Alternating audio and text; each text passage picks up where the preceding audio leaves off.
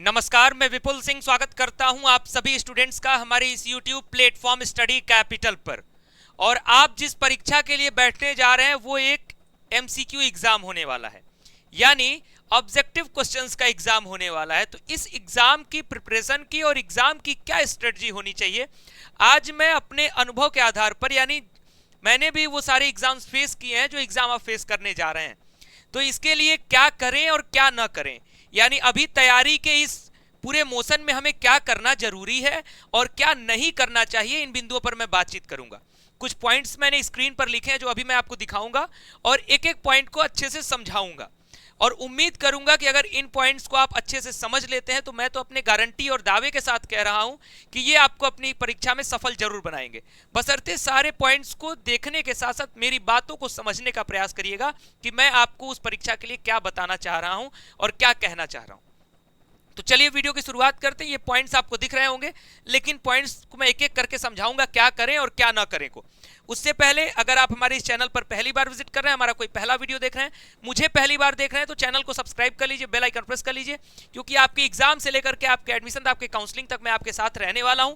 हर वर्ष के विद्यार्थियों के साथ मैं हमेशा जुड़ा रहा हूं और आपके साथ भी जुड़ा रहूंगा, मेरी गारंटी है। चैनल को सब्सक्राइब कर लीजिएगा। बाकी हमारे ऐप का लिंक डिस्क्रिप्शन बॉक्स में, उसे डाउनलोड कर लीजिएगा। वहां आपको क्रैश कोर्सेज मिल रहे हैं, मॉक टेस्ट मिल रहे हैं, PYQs मिल रहे हैं, बहुत सारे फ्री कंटेंट मिल रहे हैं। और साथ ही साथ आप सभी जितने भी हमारे जूनियर्स, हमारे विद्यार्थी हैं, सभी लोग हमें एक व्हाट्सएप मैसेज ड्रॉप करिएगा, जो नंबर डिस्क्रिप्शन बॉक्स में दिया गया है। अपना नाम और किस कोर्स, किस सब्जेक्ट के लिए आप तैयारी कर रहे हैं वो मेंशन भी हमें कर दीजिएगा। तो चलिए एक एक पॉइंट पे बात करते हैं। सबसे पहले क्या करें पर हम बातचीत करते हैं, ठीक है। फिर क्या ना करें, क्या ना करें में जितने भी 5 बिंदु मैंने लिखे हैं इसको बहुत अच्छे से समझाऊंगा और ध्यान से एक एक बिंदु को समझिएगा। इन 5 बिंदुओं के बहुत सारे मायने हैं जो मैं आपको समझाना चाह रहा हूं। मैंने लिखा है निगेटिव थिंकिंग बंद, यानी ये किस मामले में मैं कह रहा हूं, आपके एंट्रेंस एग्जाम में कैसी निगेटिव थिंकिंग आती है उस पर मैं चर्चा करूंगा। एक एक पॉइंट ध्यान दीजिएगा। मैंने अब सबसे पहला पॉइंट लिखा है क्या करें में, अपना पूरा सिलेबस कवर करें।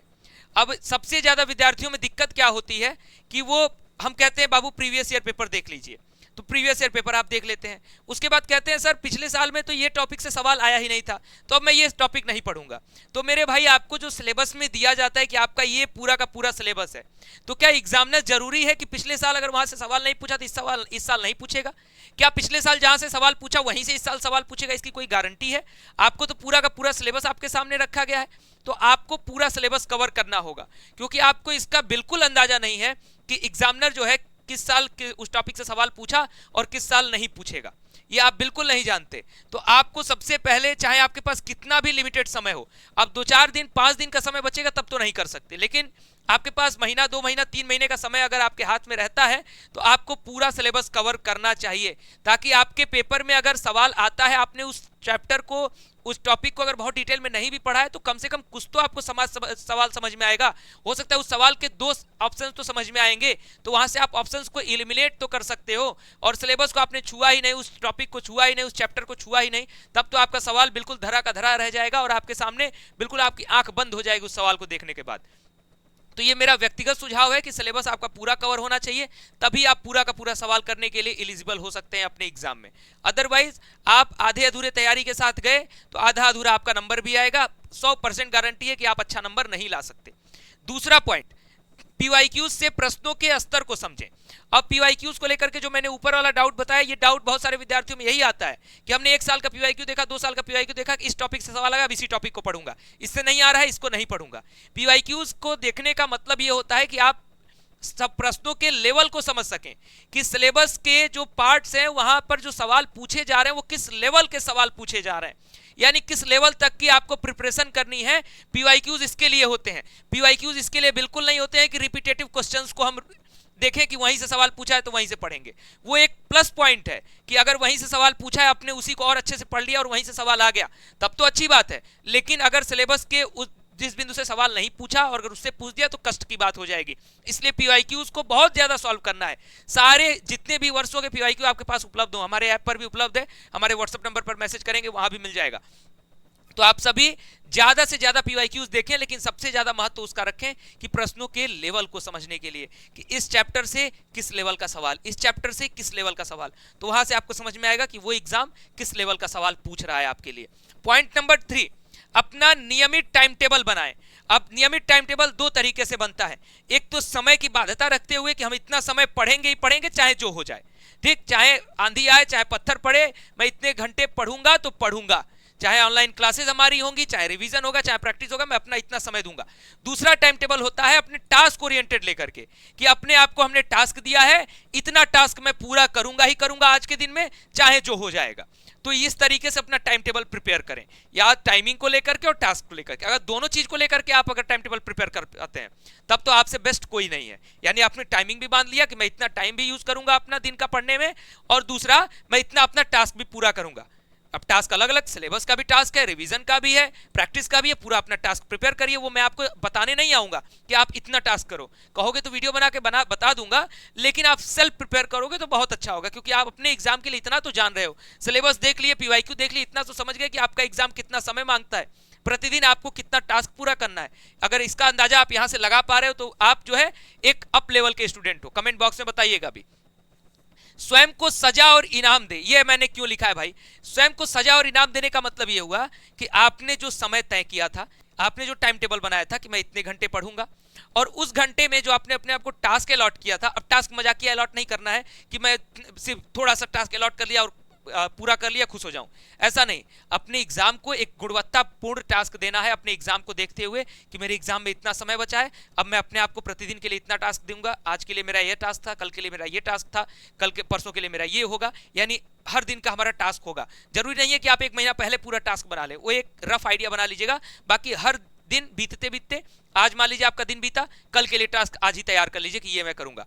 और अगर हमने वो टास्क, वो टाइम टेबल अगर फॉलो कर लिया तो अपने आप को इनाम देंगे। इनाम चाहे आप अपना किसी से बात करने में अपना गंवा लीजिए कि चलिए भाई अब मुझे इनाम मिला है, मैं अब बात करूंगा, मैं अब चैट करूंगा किसी से, मैं कॉल पे आधा घंटा किसी से बतियाऊंगा, बात करिए, कोई दिक्कत नहीं है। मैं खेलना चाहता हूं, मैं खेलने जाऊंगा, 2 घंटा मैं खेलूंगा, बिल्कुल खेलिए, लेकिन आपने अगर अपने टास्क को पूरा किया है तो। और अगर टास्क नहीं पूरा किया तो फिर अपने आप को सजा भी दीजिए। उस दिन की आपकी नींद अगर 6 घंटे 7 घंटे की पर दिन की होती है, 8 घंटे की होती है, आपको 5 ही घंटे की नींद मिलेगी। तो अपने स्वास्थ्य को तो खराब नहीं करना है, लेकिन सजा देना है। इस सजा से क्या होगा, आपको जब नींद पूरी नहीं मिलेगी तो आप स्वयं अगले दिन सोचेंगे कि भैया अब मैं टास्क अगर पूरा किया होता तो मुझे इनाम मिलता, मैं खेल पाता, मैं किसी से बात कर पाता, लेकिन मैंने अपना टास्क नहीं पूरा किया ईमानदारी से, अब बताओ मुझे सजा मिल रही है। तो इस तरीके से अगर आप सेल्फ इवेल्युएशन करेंगे तो आप स्वयं देख पाएंगे इस चीज को कि धीरे धीरे आप अपने टाइम टेबल को, अपने टास्क को पूरा करने लगेंगे और आप अपने आपको एक बेहतर स्थान पर देखने लगेंगे। और हर एक अव्वल विद्यार्थी वही बेहतर होता है जो सेल्फ इवेल्युएशन करना जाने और समझे। पॉइंट नंबर 5, सिलेबस, रिवीजन और प्रैक्टिस तीनों को बराबर महत्व देना है। अब बराबर महत्व का मतलब ये नहीं हुआ कि अगर 6 घंटे पढ़ रहे हैं तो 2 घंटा सिलेबस, 2 घंटा रिवीजन, 2 घंटा प्रैक्टिस, लेकिन तीनों की जो तीनों का वजूद है। ऐसा नहीं है कि सिलेबस का बिल्कुल सब्जेक्टिव नहीं पढ़ेंगे और सिर्फ कहीं रिवीजन नोट्स उठा लेंगे, रिवीजन कर लेंगे तो हो जाएगा। ऐसा नहीं है कि कुछ सिलेबस भी नहीं पढ़ेंगे, रिवीजन नहीं पढ़ेंगे, सिर्फ एमसीक्यू ही लगा, सिर्फ प्रैक्टिस ही करेंगे, उससे भी नहीं होगा। तीनों की अपनी अपनी महत्ता है और तीनों की महत्ता को समझ के रखिए। जब एग्जाम से 5 दिन बचेगा तब हो सकता है कि आपको कुछ एक्स्ट्रा सिलेबस का नहीं पढ़ना है, आपको रिवीजन ही करना है, किसी का नोट्स मिल जाए उसी से करना है। भाई 10 दिन बचा है तो सिर्फ रिवीजन ही करना है और प्रैक्टिस ही करना है। लेकिन जब तक एग्जाम में थोड़ा समय है तो तीनों को आपको महत्व देना है। ठीक। पॉइंट नंबर 6, ज्यादा से ज्यादा एमसीक्यू लगाएं। अब ये बार बार मैं हर एक एमसीक्यू बेस्ड एग्जाम के लिए क्यों कहता हूं, एंट्रेंस एग्जाम के लिए, क्योंकि ये आपके लिए बेहद ही जरूरी है। आप जिस एग्जाम में जा रहे हैं वहां आपसे एमसीक्यू सवाल ही पूछा जाएगा, इसलिए आपके प्रतिदिन के टाइम टेबल में, प्रतिदिन के टास्क में एमसीक्यू क्वेश्चंस होने ही होने चाहिए। चाहे आप वो ऑनलाइन क्लास कर रहे हैं वहां से भी ऑनलाइन क्वेश्चंस करिए, टीचर के साथ ऑनलाइन क्वेश्चन कर रहे हैं और टीचर के साथ करिए, टेस्ट के माध्यम से क्वेश्चंस लगा रहे हैं टेस्ट के माध्यम से लगाइए, पीवाईक्यूज के माध्यम से लगा रहे हैं पीवाईक्यूज के माध्यम से लगाइए, आपकी किसी बुक में एमसीक्यू का सवाल मिला है तो वहां से लगाइए, लेकिन एमसीक्यूज को ज्यादा से ज्यादा टैकल करने का प्रयास करिए, क्योंकि आपकी हैबिट बन जानी चाहिए एग्जाम आते आते कि आपके सामने सवाल दिखा और तुरंत उसका मतलब आपको समझ में आ गया। ये ज्यादा से ज्यादा हैबिट बन जाए। और एग्जाम के दिन आपको जल्दबाजी नहीं करें, इस वजह से पहले ही क्वेश्चंस को समझने की जो कैपेबिलिटी है वो अपनी बढ़ा लीजिए, इसलिए ज्यादा से ज्यादा एमसीक्यू सॉल्व करिए। पॉइंट नंबर 7, आप अपनी तैयारी को कितना समय देंगे आपकी सफलता इसी पर निर्भर करेगी। अब मैंने ऊपर बोला कि आपको टाइम टेबल बनाना है, अपना टास्क बनाना है। अब जो छोटा टाइम टेबल बनाएगा, जो छोटा छोटा टास्क बनाएगा कि यार बस इतना ही टास्क, तो इसका मतलब है कि आप बड़ी सफलता नहीं देख रहे हैं। तो आप अपनी तैयारी को जितना समय देंगे, जितना बढ़िया टाइम टेबल बनाएंगे, जितना बेहतरीन टास्क अपने आप को देंगे, तभी ये थोड़ी है कि छोटा टास्क देकर इनाम ले लिया अपने आप को। जितना बेहतरीन देंगे उतना ही आपकी सफलता उसी पर निर्भर करेगी, यानी वो डायरेक्टली प्रोपोर्शनल है। यानी एक तरीके से आप समझे कि भाई तैयारी आपकी इतनी, यानी जितना मेहनत होगा वही आपकी सफलता है। कोई शॉर्टकट नहीं है, कोई ऐसा नहीं है कि आपके सामने कोई ला के पेपर दे देगा, पेपर उसको अगर मिल भी जाए, अगर आपको पेपर एक दिन पहले लीक करके भी दे दिया जाए फिर भी आप नहीं कर पाएंगे, क्योंकि हर समय रटने वाली व्यवस्था नहीं चलती है। अगर मान लीजिए कि 100 विद्यार्थी हैं और 100 में 100 को अगर पेपर दे दिया जाए तो जो पहले ठीक से पढ़ा होगा वही तो पेपर को टैकल कर पाएगा। अगर आपके पास से गूगल हटा दिया जाए, किताब हटा दिया जाए कि ले भाई ये पेपर है, अब इसको कुछ नहीं मिलेगा, अगले दिन पेपर जाके तुमको देना है, आंख पर पट्टी बांध के ले जाऊंगा, पेपर दिलवाऊंगा, तुम्हारे हाथ में कुछ नहीं मिला, तुमको अकेले कमरे में बिठा दिया और पेपर दे दिया, तो क्या आप उस पेपर को कर पाओगे? क्या ऐसा तो नहीं होगा। तो इस वजह से आपकी तैयारी जो है उसी पर निर्भर करेगी जितना आप अपनी तैयारी को समय देंगे। अब ये पॉइंट्स अगर आप कर ले जाते हैं तो बहुत, ये ऐसा नहीं है कि कुछ मैंने अलग कुछ ऐसी स्ट्रेटजी दे दी है जो कभी आज तक आपने सुना ही नहीं था, सिलेबस आपने सुना नहीं, पीवाईक्यू आपने सुना नहीं, ऐसा कुछ नहीं है। लेकिन ये मैं आपको रिमाइंडर दे रहा हूं और मैंने बताया कि किसका कितना महत्व है आपके इस तैयारी में। क्या ना करें, निगेटिव ओवरथिंकिंग तुरंत बंद कर दीजिए। निगेटिव ओवरथिंकिंग कब होता है? पहले तो हम 4 लोगों को देख रहे हैं कि यार वो बहुत अच्छा कर रहा है, अब कोई आकर के हमसे फेंक भी देगा, है मेरा पूरा सिलेबस तैयार हो गया, मैंने ये किताब पढ़ ली, वो किताब पढ़ ली, मैं 5 किताब इतनी मोटी मोटी में खत्म कर दिया यार, मेरा तो 6वां वाला खुल गया है। तो जहां आपने ये सोचा, फिर आप भी सोचने लगेंगे, पागल होने लगेंगे कि यार मैं ओवरथिंक, यार मेरा सिलेबस नहीं हो पाया, मैं कैसे पढ़ूं, तो 5 किताब पढ़ा है, वो निकालेगा मैं निकालूंगा। तो ये पॉइंट छोड़ दीजिए, अपनी कैपेबिलिटी देखिए, अपने संसाधन देखिए और उन संसाधनों में आप अपना बेस्ट करने का प्रयास करिए, ताकि आप, क्योंकि आपको क्या चाहिए, आप अपना सिलेबस जान रहे हो, आप पीवाईक्यू देख करके अपने क्वेश्चन का लेवल जान रहे हो, तो आपको नहीं पता है कि मुझे कितना पढ़ के क्या निकालना है। अब कोई मुझसे फेंक देगा कि 10 किताब मोटी मोटी पढ़ लिया, तो इसका मतलब ये है कि वही ज्ञाता है, और वो ज्ञाता है तो जरूरी है कि वही एंट्रेंस एग्जाम निकालेगा। एंट्रेंस एग्जाम वो निकालेगा जो सिलेबस की अच्छी समझ रखेगा, जो अच्छे से पीवाईक्यूज को समझ के क्वेश्चंस के लेवल को समझा है और उसका रिवीजन किया, उसकी प्रैक्टिस किया है। सिर्फ यही चीज है, ओवरथिंकिंग नहीं करना है। डिस्ट्रैक्शंस से दूरी, जितने भी डिस्ट्रैक्शंस हैं, अब आप अपने जीवन में डिस्ट्रैक्शन 2 मिनट मौन धारण करके इस वीडियो के बाद 2 मिनट नहीं 5 मिनट निकालिएगा और सोच लीजिएगा क्या क्या डिस्ट्रैक्शन है। क्या मैं फोन पर ज्यादा बातचीत करता हूं किसी से, वो डिस्ट्रैक्शन है? क्या मैं मोबाइल दिन भर चलाते रहता हूं, क्या वो डिस्ट्रैक्शन है? क्या मैं ऑनलाइन क्लास देखने आता हूं यूट्यूब पर, सोचता हूं कि सर के साथ ऑनलाइन क्लास करूंगा और थोड़ी देर बाद शॉर्ट स्कोर करने लग जाता हूं, क्या वो डिस्ट्रैक्शन है? जो आपके जीवन का डिस्ट्रैक्शन हो वो फिलहाल एग्जाम तक निकाल दीजिए, और वो एकाएक नहीं निकलेगा। अब लोग कहते हैं 21 दिन किसी चीज को जब आदत में डालोगे तब निकलेगा, मैं ये नहीं मानता। मैं मानता हूं 5 से 6 दिन लगेगा, अगर आपने ठान लिया वो डिस्ट्रैक्शन समाप्त हो जाएगा, ज्यादा समय नहीं लगता। ये 21 दिन वाला ढकोसला कोई बड़ी बात नहीं, ये ठीक है, साइंटिफिक प्रूफ है कि भाई 21 दिन धीरे धीरे हैबिचुअल होता है। अगर आपके अंदर दृढ़ इच्छा शक्ति है, 5 से 6 दिन के अंदर वो डिस्ट्रैक्शन समाप्त हो जाएगा आपके जीवन से। और अगर आपको एग्जाम निकालना है तो उन डिस्ट्रैक्शन को समाप्त कर दीजिए, ये वार्निंग है आपके, डेडलाइन है आपके लिए। Point number 3, don't be an expert. आपको एक्सपर्ट नहीं बनना है मेरे भाई, आपको एक्सपर्ट नहीं बनना है। चाहे आपका पूरा का पूरा जो कोर्स है उसका एक्सपर्ट नहीं बनना है, कोई एक्सपर्टाइज की आवश्यकता नहीं है, और ना किसी दूसरे के लिए एक्सपर्ट बनना है। अब होता क्या है कि कुछ लोग करते हैं कि भाई मैं अपने इस सब्जेक्ट का एक्सपर्ट बन जाऊंगा। भैया एंट्रेंस एग्जाम आपको ये नहीं कहता है कि आप अगर हिंदी के विद्यार्थी हैं तो आपको सब कुछ आना चाहिए। सीयूटी पीजी का सिलेबस का लेवल अलग है, यूजी का सिलेबस अलग है, सीएचएस एग्जाम दोगे तो उसका लेवल अलग है, मतलब कक्षा 6 से आओगे और कक्षा जब पीजी तक आओगे अलग है, यूजीसी नेट की तरफ जाओगे तो अलग हो जाता है। ये मैं अपने सब्जेक्ट की बात कर रहा हूँ, लेवल परिवर्तित होते जाता है। तो ये नहीं है कि आपको आज ही ज्ञाता बन जाना है, आपको सिर्फ ज्ञाता बनना है अपने एग्जाम का, ठीक, अपने उस सिलेबस का, और ज्ञाता बनना है स्वयं के लिए, सब दुनिया भर के लिए नहीं। Don't be an expert. दुनिया भर को बताते नहीं फिरना है कि हाँ भाई इस तरीके से करो, ये करो, वो करो। मैं जो एग्जाम फेस करने जाता हूं उसका ज्ञान कभी नहीं देने आता। मैं आपको अगर बता रहा हूं, मैंने वो एग्जाम निकाला है, मैं उस एग्जाम को फेस करके आ चुका हूं, अब मेरा काम हो गया वहां का। अब ये नहीं है कि मैं वही एग्जाम देने जा रहा हूं और पूरा दुनिया को बुला के बता रहा हूं, देखो ऐसे पढ़ेगा तू तब हो जाएगा भाई, ऐसे पढ़ेगा तो हो जाएगा। तो ये कोई मतलब नहीं इस चीज का, क्योंकि अगले का निकल जाएगा, आप धरे के धरे रह जाओगे, तो उसका कोई तात्पर्य नहीं है। आप दूसरे का सहयोग करिए, लेकिन बहुत ज्यादा अपने आप को एक्सपर्ट बनाने का प्रयास मत करिए। पहले अपने आप को देखिए कि आप कितने पानी में हैं और कहां तक आप पहुंच सकते हैं। Point number 4, don't go for vast content. आपको बहुत वास्ट कंटेंट के साथ नहीं जाना है, जो मैं आपको बार बार रिमाइंड कराना चाहता हूं। आपने सिलेबस समझा है, फिर मैं उसी बात पर वापस आ रहा हूं। सिलेबस और पीवाईक्यू आपने समझा है तो आपको बहुत ज्यादा पूरे लाइब्रेरी को खंगाल लेने की आवश्यकता नहीं है। आप सीमित कंटेंट के साथ जाइए, स्ट्रक्चर्ड कंटेंट के साथ जाइए। जो जैसे हम लोग अगर ऐप में पढ़ा रहे हैं तो हमारी क्लासेस, हमारे नोट्स एक स्ट्रक्चर वे में होते हैं, जो सीयूईटी एग्जाम हो, सीएचएस एग्जाम हो, यूजीसी नेट की तैयारी हम कराते हैं तो उसकी बात करें, जिस भी एग्जाम की हम बात करें, तो उस एग्जाम के हिसाब से हम कंटेंट देते हैं और आपको भी उसी तरीके के कंटेंट को फॉलो करना चाहिए। अगर आप बुक्स को भी फॉलो कर रहे हो तो उसी तरीके से बुक्स को फॉलो करो। ये नहीं कि 20 किताब पढ़ लिया तो आप महाज्ञानी हैं, इसका कोई मतलब नहीं एंट्रेंस एग्जाम से। एंट्रेंस एग्जाम से मतलब है आपके पेपर में आएगा सवाल और उन सवालों का आप हल कर पा रहे हो कि नहीं, और उन सवालों को हल करने के लिए आपको कितने कंटेंट की आवश्यकता है वो आपको पता होना चाहिए। और नहीं पता है तो एक्सपर्ट्स आपको हमारे ऐप पे बताया जाता है, तो वो आप सहयोग ले सकते हैं, जैसे भी ले, आपको अंदाजा होना चाहिए। प्रॉब्लम सॉल्विंग में न उलझें, ये बेहद ही जरूरी है। अब ये कहने का तात्पर्य उल्टा मत ले लीजिएगा कि प्रॉब्लम सॉल्विंग मतलब कोई क्वेश्चन आया मुझे नहीं आ रहा है तो मैं उसको सोचूंगा नहीं, हटा दूंगा, ये मैं नहीं कह रहा। अगर आपके सामने कोई क्वेश्चन आया है तो सिर्फ उस क्वेश्चन को कैसे टैकल करना है हम उतना ही प्रॉब्लम सॉल्विंग करें, यानी एक लेवल तक का।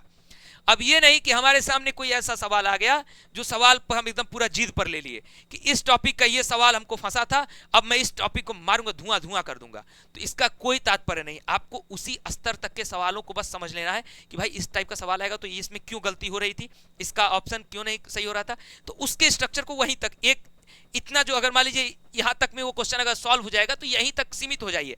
अब ये नहीं कि यहां पर टॉपिक था, यहां तक क्वेश्चन सॉल्व हो रहा था। अब भाई किसी भी टॉपिक की कोई सीमा है क्या? जीके जीएस की कोई सीमा है क्या? हिंदी की कोई सीमा है क्या? इंग्लिश की भी कोई सीमा है क्या? हर एक लेवल पे बढ़ता जाता है कि नहीं? आज तक कोई कह पाया क्या कि मैं महाज्ञानी हूं? तो अब ये नहीं कि इतू सा सवाल था, इतने से काम हो जाना था और आपका गोला बड़ा होते जा रहा है, आपका गोला बड़ा होते जा रहा है कि अब मैं इसी टॉपिक को सॉल्व करके रहूंगा, इस टॉपिक से मेरा आज के बाद कुछ नहीं गड़बड़ होगा। तो इतना ज्यादा चैलेंज नहीं लेना है, यानी प्रॉब्लम सॉल्विंग नहीं उलझना है। ये नहीं कहा कि नहीं करना है, उलझना नहीं है, यानी एक लेवल तक करना है। बस मैं उम्मीद करता हूं कि अगर इतना ढंग से आप कर लेंगे फिर आप विजेता हैं। यहां मैंने विनर लिखा है, यहां मैंने जगह खाली छोड़ दी है, यहां आप अपना नाम फिल कर सकते हैं। ठीक, इंतजार करिए, एंट्रेंस एग्जाम होने दीजिए। अगर आप कुछ इस तरीके से अपने आप को लेकर के चलेंगे, अगर मेरी बातों को आपने सीरियसनेस के साथ समझा है, अभी तक आपने वीडियो देखा है, तो मैं ये उम्मीद करूंगा कि आप सीरियस विद्यार्थी हैं, आप देखना चाहते थे, मेरी बातों को समझना चाहते थे, तभी आप यहाँ तक रुके हुए हैं। और अगर यहाँ तक रुके हैं तो यहाँ आपका एक नाम आएगा ही आएगा, इतना मैं आपको कॉन्फिडेंट करता हूँ। और आप जो है कमेंट बॉक्स में बताइए कि आप इन चीज़ों को फॉलो करने वाले हैं। अपना नाम अगर विनर मैंने यहाँ लिख दिया, इसके बाद मैंने ये लिख दिया है, तो आप अपना नाम अपना यहाँ मेंशन कर दीजिए कि हाँ सर विनर मैं ही बनूंगा। तो बस इतनी मेरे लिए बहुत सफलता हो जाएगी और आपकी सफलता एग्जाम के बाद जो है रिजल्ट के रूप में दिखेगी। फिलहाल इस वीडियो में इतना ही। चैनल के साथ जुड़े रहिएगा, सारे इन्फॉर्मेशन आपको मिलती रहेंगी, जैसा आपको गाइडेंस चाहिए होगा गाइडेंस हम पहुंचाते रहेंगे और मिलते रहेंगे आपसे जहां आपको जरूरत होगी हमारी। मैं हर संभव आप सभी के समक्ष खड़ा रहूंगा। बहुत बहुत धन्यवाद। वीडियो बेहतर लगा है तो लाइक कर दीजिएगा, हेल्पफुल लगा है तो लाइक कर दीजिएगा। और आप सभी के लाइक करने से मुझे लगता है कि जो भी आपके लिए एफर्ट लगा रहा हूं, रात को वीडियो बनाऊं, दिन को वीडियो बनाऊं, जितना कंटेंट बनाऊं, पूरी टीम को मैनेज करूं, सब मुझे लगता है कि सब कुछ मेरे लिए सकारात्मक है, सिर्फ इसलिए कि आपका प्यार, आपका लगाव मुझे मिलता है। बहुत बहुत धन्यवाद, नमस्कार। वीडियो को शेयर कर दीजिएगा ताकि आपके मित्रों तक भी पहुंच जाए, ताकि वो भी ये करना शुरू कर दें और ये गलतियां ना करें। बहुत बहुत धन्यवाद।